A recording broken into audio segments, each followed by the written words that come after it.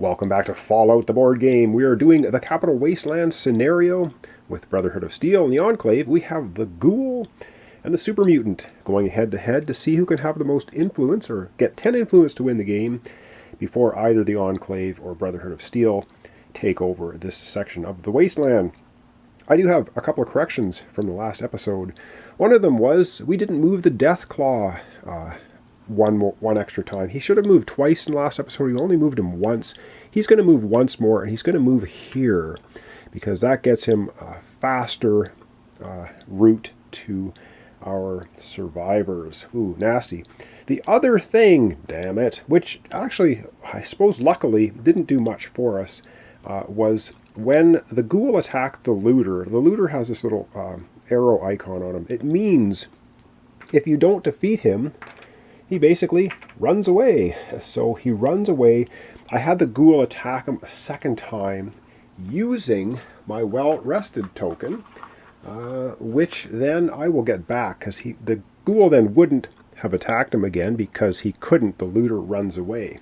But that means the Ghoul actually had another action to take on his turn there. So what we're going to do is we're going to do a Ruin encounter action. So what we do is we take these 8 cards that come in the game, Ruin encounter cards, and we're going to have one Ruin encounter. All right, and so I shuffle them so that I'm not cheating. So in here, of course, I can change it after, but no, I won't. So I've shuffled them up. Let's take a look. Let's take a look. Can we see the beginning? Well, you can't really see much of the beginning, but we will take a closer look at that card here because that's going to be the second action basically for the Ghoul that I missed in the last episode. So let's have a look at it. All right. I hope this is focusing nicely for us. It says, as you pick through the ruins, you spot a figure on the ground. As you approach, you see that it's a dead man. He has no weapons or gear. What was he doing out here? We can, option 1, investigate the corpse. And let's take a look at the second option. Or we can ignore the corpse and search the ruins. We get a reroll on perception and endurance. We do have perception, but we need 4 successes. Oh man, what do we want to do? We're well rested and we have perception, so we have the ability to reroll twice. The corpse could be booby-trapped. I don't know. I didn't read the rest of the card. I'm like, you know what? We're going to ignore the corpse, and we're going to try to search.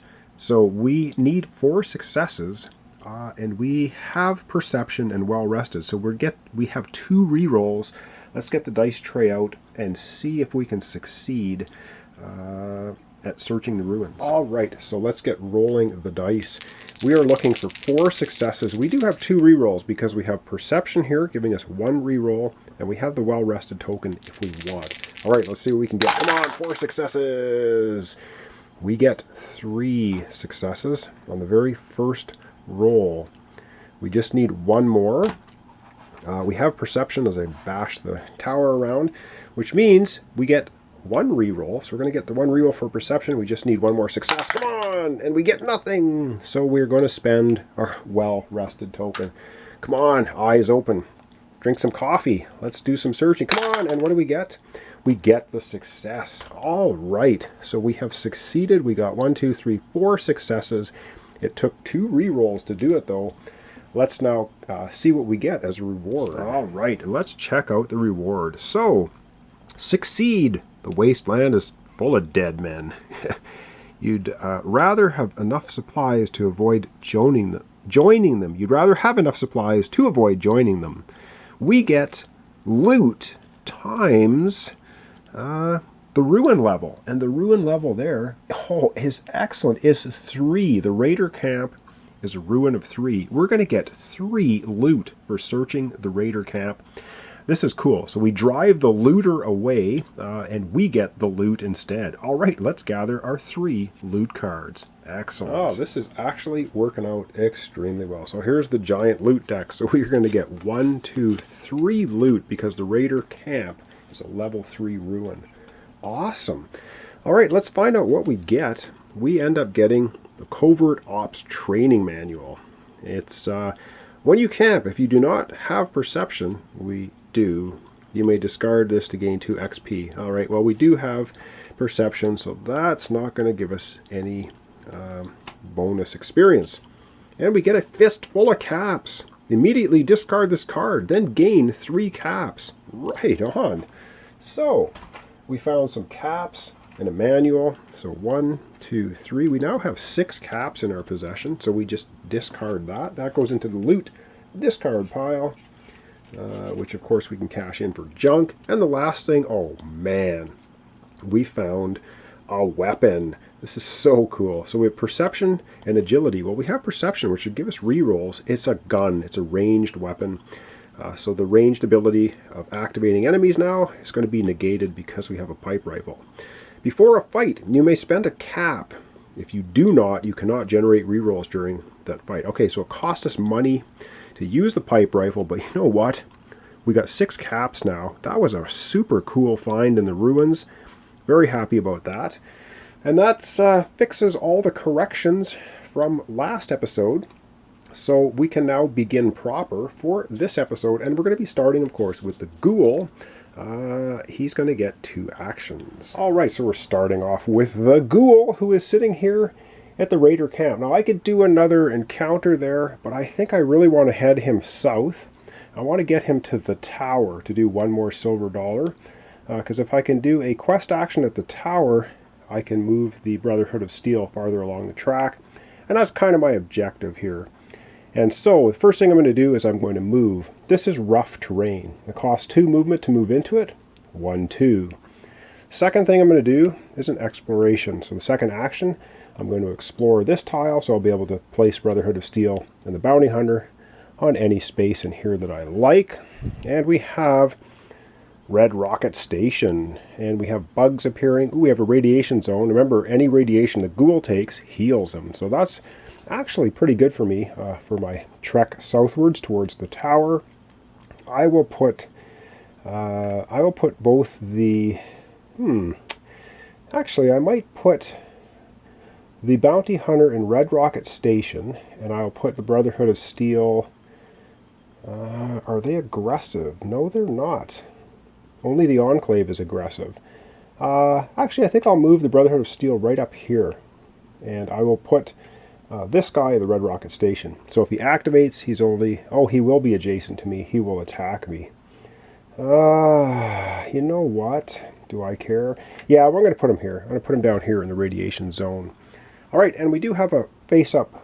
Oh, that's a raider. I thought it was a bug icon. It's a raider. We get another raider appearing there.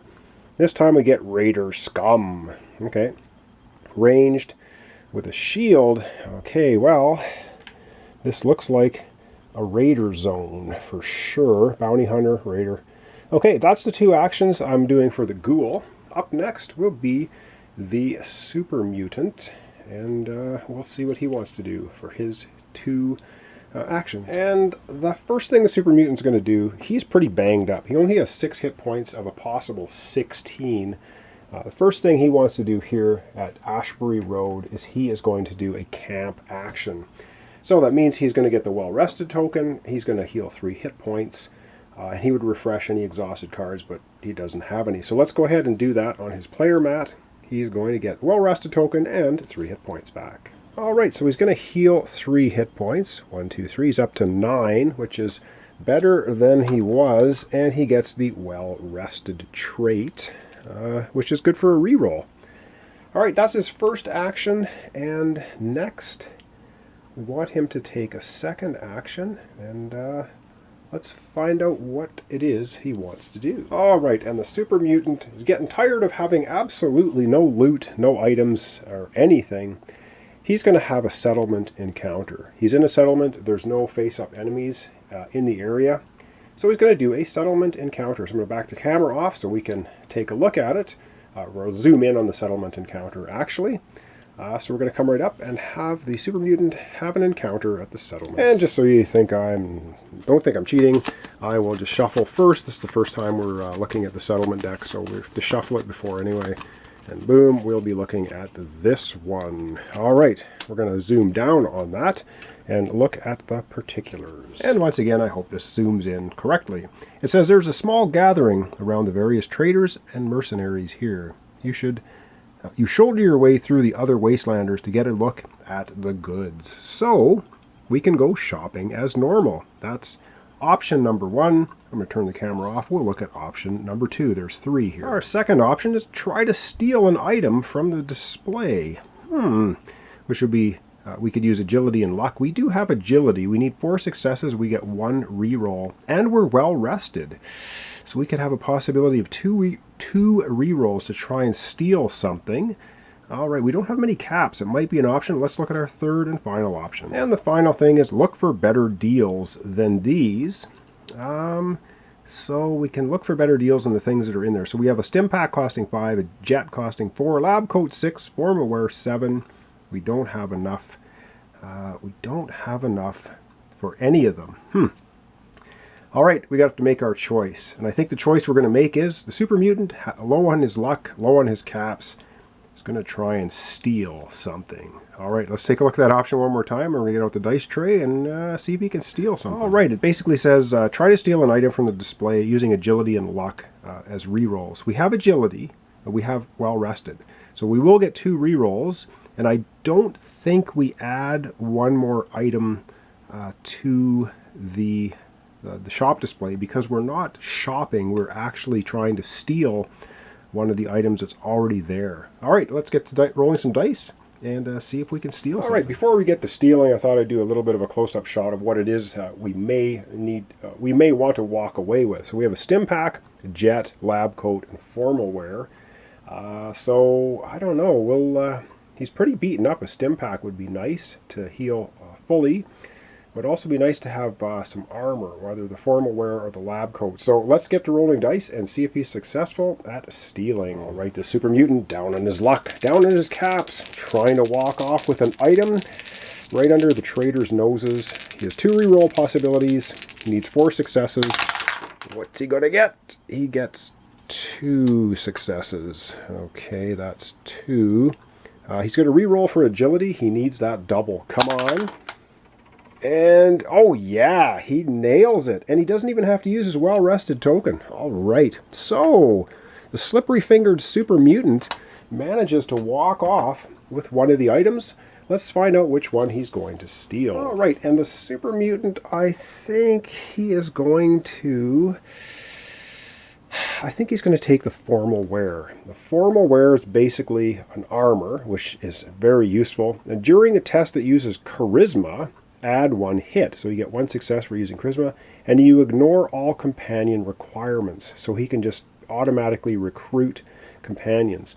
So he's done that. That's his action in the market or for shopping in his encounter and settlement. Now we're going to replace the card in the... Oh man, and the card that comes up is a sniper rifle costing 10. During the fight, head results always inflict hits on the enemy. Wow. Oh, hits with 1 hit to you always inflict enemy. When you perform a fight action, you cannot choose to fight an enemy in your space. Ooh, so you have to do a ranged. Wow, that's a nasty weapon though. All right, let's add the formal wear to the super mutants. And I kind of did this slightly out of order, but I knew what was coming up. He succeeded. He's going to steal something, right? Succeed. While the trader has his back turned, you deftly sneak something away. Choose an item from the shop. So he chose the formal wear. I guess I should have looked at that first, but I was convinced he was going to be able to steal something. But anyway, that's what he did. He got the formal wear, tucked it under his super mutant outfit, and quietly walked off with it. No one the wiser. All right, now let's add the formal wear to his player. All right, happy about that. He sneaks away from the shop and he puts on his formal wear. So we have a super mutant walking around in a tuxedo, giving him some armor. That's a 1 tough tuxedo. And he can ignore companion requirements, which is pretty awesome. And during charisma tests, he gets to add a hit. All right, that was action number 1 for the super mutant. Let's have him take a second one. All right, the super mutant's going to take a little bit of a road trip here. He's going to do a move action, And he's going to move one space here, which is a roadway, and then 2 spaces here. So he's adjacent now to Megaton. And he's also adjacent to Raider Scum, which I don't think he's too concerned about at the moment. Of course, he could go to Megaton, but then he'd be adjacent to the Super Mutant. No, that's a bad idea. So he's going to move there. That's going to be his action. That's the end of the round, which means we're going to pull an agenda card and see which enemies activate. All right, agenda card time. So we're pulling one, and we get, ooh, this time the Enclave is moving, and that's Super Mutant. Oh man, he is just gunning. All right, so the Enclave is going to move, and the quickest place for them to move to get to our survivors would be right here, because it's adjacent to either of those. That takes care of our Enclave and this one Super Mutant.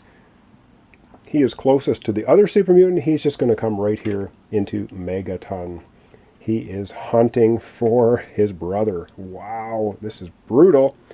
And that's it for activations for monsters. So we're going to do one more turn here for this episode. And with that, then we will leave it off. Oh man, the Death Claw is right here. Oh jeez, this is brutal. All right, we're going to come right back. We're going to have the Ghoul take another turn. Let's see what, oh man, see what he wants to do. I don't know what he wants to do, but we'll find out here in a second. All right, the Ghoul wants to get to the tower, which is down here, but he's got all kinds of nastiness in his way. He's going to take a move action, which means he can move 2 spaces if he wants. He could also, oh man, I don't know. He's going to move 1 space to here, Red Rocket Station, and man, yeah, he's just going to go into Red Rocket Station, which is a level 2 ruin, and for his second action, then he will have a ruin encounter. He still has 1 space he can move, though, so let's take a look at the ruin encounter and see what he wants to do. All right, let's take a look. It says, a valuable asset hangs from the ceiling of a large room. Debris and green lights surround it. Huh, you're pretty sure this is some sort of a trap. Flip the top card of the shop deck, which is, oh my lord, it is combat armor. Oh, this is what we want as the Ghoul, because it's a level 2. That gives us bonus influence. During a fight, you may lose well rested to add 1 hit instead of generating a reroll. Oh man! All right, let's take a look at our options for this nice combat armor hanging from the ceiling. All right, looks like option 1. You could get in and out quickly enough, you think. And that's agility and luck, which we have neither. And we have metal armor on, so charisma and agility do not generate rerolls. Wow. You could get in and out quickly enough, you think, oh man, 4 successes, that, oh, we really want this. Oh, damn it. All right, let's take a look at the other 2 options. We could send someone else in for it. Send in a companion. Well, we don't have one, so that option is not going to happen. Let's take a look at the 3rd option. And the 3rd option simply says, search a different room. Now let's keep in mind that this is going, if we don't take this, it goes into the discard pile. If we can collect 2 junk cards, we could get an item from the discard pile, which could include the combat armor. So we may be able to get it later. I just don't think with 1 roll and no re-rolls, I would be able to get 4 successes. That's just so slim. And there's probably a trapped bomb or something. We probably blow up and something attacks us. Just not really what I want to deal with. So we will search a different room. Damn it. A trap is a trap is a trap. It's not worth it. Okay, I didn't think so. Ooh. Okay, so what happens then is we get loot times the ruin level. The ruin level is 2, so we're going to get 2 loot cards, but we discard the combat armor, which is not all bad. Like I said, it can show up again at a later time because it's in the discard pile of the shop deck. All right, let's get our 2 loot. That was not too terrible. All right, so far I got to say things are going the way of the Ghoul in this playthrough, although the Super Mutant just walked off with a pretty good item. 2 loot cards. First loot card is a Brahmin Steak. When you camp, you may discard this card to recover 8 hit points, then suffer 1 rad. So this helps us recover 3 hit points. Not bad. We're going to add that into our pack. And wow, we get more water. We have so much healing ability now. During your turn, you may discard this card, recover 5 hit points, then you suffer a rad. So this one gives us 6 hit points. We have all kinds of recovery options. No, the Brahmin Steak is when you camp, but the water is just during your turn. We're only 1 hit point down right now. So that was a pretty successful search at the Red Rocket Station. Up next is the Super Mutant to have another go. Alright, the Super Mutant with his formal wear armor now is a little braver. And he has a somewhat of a cunning plan. So he's going to move first. Oh, this is not a cunning plan. Oh man, this is brutal. All right. Oh, this is pretty dangerous stuff. Anyway, he needs some experience. He's going to do a move action first. He's going to move in here with the Raider Scum. His second action, he is going to take on the Raider Scum. All right, so I'm going to get the dice tray out. It's only a level 1. It does a shield, though, so he has to hit him twice. It's head and body. But the Super Mutant has armor of 1, and he also has well rested for reroll. Let's get out the dice tray and see what the Super Mutant can do with the Raider Scum. All right, Raider Scum, let's see if the Super Mutant can take you out. And, oh man, okay. It's looking like a headshot and a body shot. Okay, these two mean a success for the Super Mutant. This one is a double hit, though, and I think we're going to use the well rested from the Super Mutant. He's going to use that to re-roll that because we don't want to get that many hits, even though he's a level 1. So we get none. We get none on that die. So we basically take out the Raider Scum. He had a shield which blocked a hit, but we did hit him twice, head and body. Took him down. All right, good stuff. And we still have 1 movement point left afterwards as well. So let's go ahead and process this for the Super Mutant. He's taken out the Raider Scum. Alright, and this is pretty much all good for the Super Mutant, except for getting hit, of course. Well, he took 2 hits, but his formal wear has 1 defense shield on it, which means he's only going to take 1 hit. This guy's only level 1. Super Mutant is only going to lose 1 hit point, down to 8. Not bad. Alright, that takes care of the... Oh, and of course, body and head, 2 hits to the Raider Scum, 1 for the shield, and he is defeated. Raider Scum is defeated, which means the Super Mutant gets an experience point, taking him to the next level. Alright, we're going to level up the Super Mutant. I'm going to leave this guy here so I don't forget. And we're leveling up the Super Mutant. We reach into the bag, we get 2 tokens. If I can get 2. Alright, I got 2 from the Crown Royal Bag of Excitement.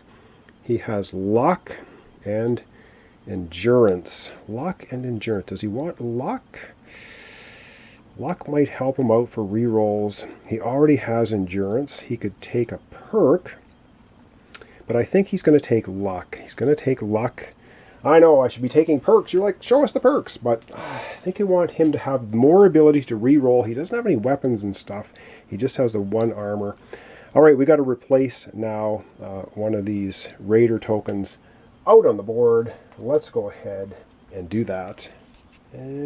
Yeah, and then the Super Mutant has 1 more movement point remaining. All right, so we have to replace the Raider Scum on the board. Of course, the closest Raider spot is the one the Super Mutant's standing on.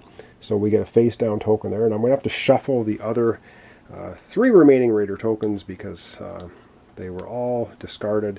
So I'm reshuffling them to make a new pile, which I have just done. Face up for us. All right, Super Mutant has 1 more move. He could move in here. Oh man, next to the Death Claw. Whoa, he has 1 more movement point.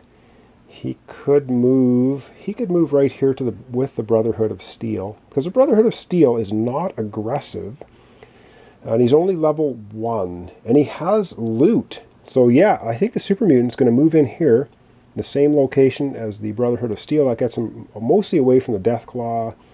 The Super Mutant is, yeah, that's a good spot for him to end on.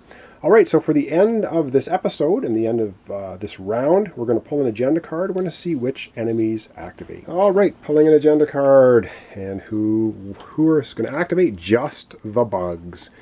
Only the bugs are activating. And we do have a lot of them, though, so lots of them are going to activate. I think we have 4 total.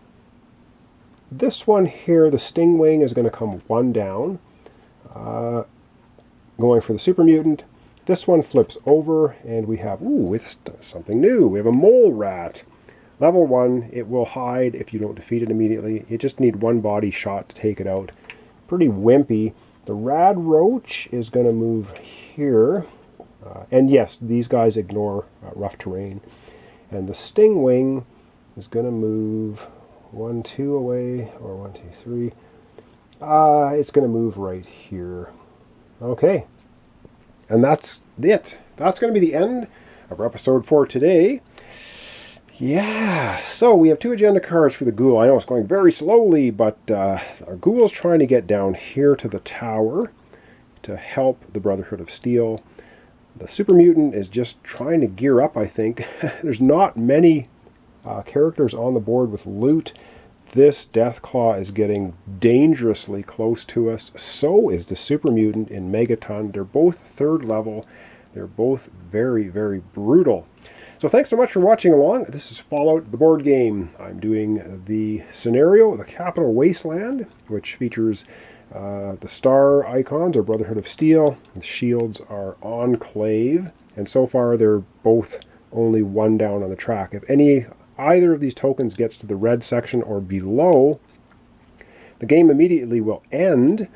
And if either of our survivors have 10 experience, or 10 influence, they will win. If not, whichever faction went down there is going to win. So thanks so much for your comments, your subscriptions, and likes. Really appreciate it. This is Fallout, the board game, the Wasteland, the Capital Wasteland. So thanks so much, and we'll see you in the next episode.